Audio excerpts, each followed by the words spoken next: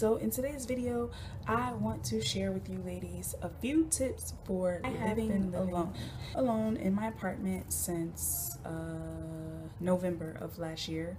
And not unfortunately, it's kind of bittersweet, but I'm thinking about not living alone anymore, and you'll find out why later. I'll explain that at a later date.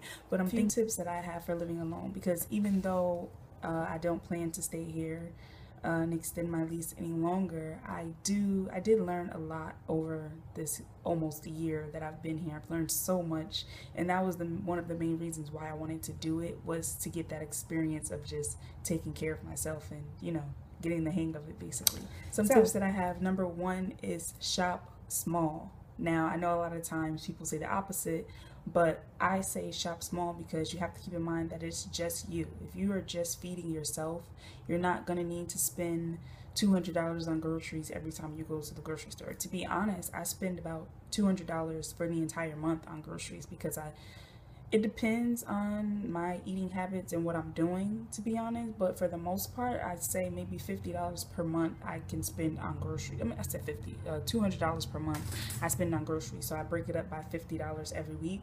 So I'll go to the grocery store with $50. I'll get a couple things that I know is going to last me throughout the week, and I will go back the following week if I have to, but I keep it in a cap of only $50. And I started doing that because I noticed at one point I would go to the grocery store, I would get $200 worth of food, and I say, okay, this could last me the whole month.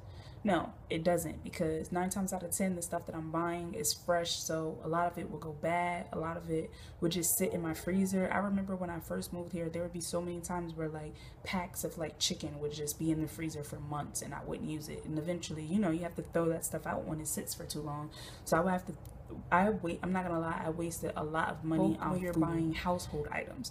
So when you're buying garbage bags, when you're buying dish detergent, toothpaste, things that you know that you're going to need on a regular basis regardless, those are things that you buy in bulk when they're on sale. So toilet paper, paper towels, all of those toiletries, laundry detergent, all of that stuff you want to have on stock, just on deck constantly, because you don't want to have one of those mornings where you're like using the bathroom and you ain't got no toilet paper. That's the worst. Or you go to brush your teeth and you're all out of toothpaste and then you gotta run to the store. Like, that's just a bad situation. Like my mom always says, save for a rainy day. Save. If you have extra money, save it. Now, I preach this a lot, but do I practice it a lot? No, I don't. But I'm still going to include it because it's a very important tip. I'm not going to leave it out just because it's something that I have a bad time doing. It's still very important, and it's still something that we all should be doing. Save your money. Is use coupons. Now, I am the worst when it comes to this because I'm so lazy and I don't like to look for them, but ShopRite makes it easy for you. All you have to do, pay for your items, use your little rewards cards, and when you swipe it, once they print out your receipt, there's coupons usually at the bottom of your receipt. So when you're going grocery shopping, when you're going to Walgreens, when you're going to whatever store you go to, check your receipt, because 9 times out of 10 there are coupons attached. You might have some type of reward you can use them. You will save yourself. Now, my friend Abina put me on this, Beanie TV, check out her channel. She put me on Trader Joe's. I had no idea that they were inexpensive. So Trader Joe's for groceries, unfortunately there's not one nearby me, but there are some in the city, so sometimes I'll go there for certain items. But Trader Joe's has great deals. They're very inexpensive, and majority of the things that they have there are like natural. They don't have preservatives in them. They're just like, if you look at the back of the package, you can identify all of the ingredients. Do not just make one meal that's gonna last you for one night. Cook for the week. If you're anything like me, you're probably lazy and you don't like cooking.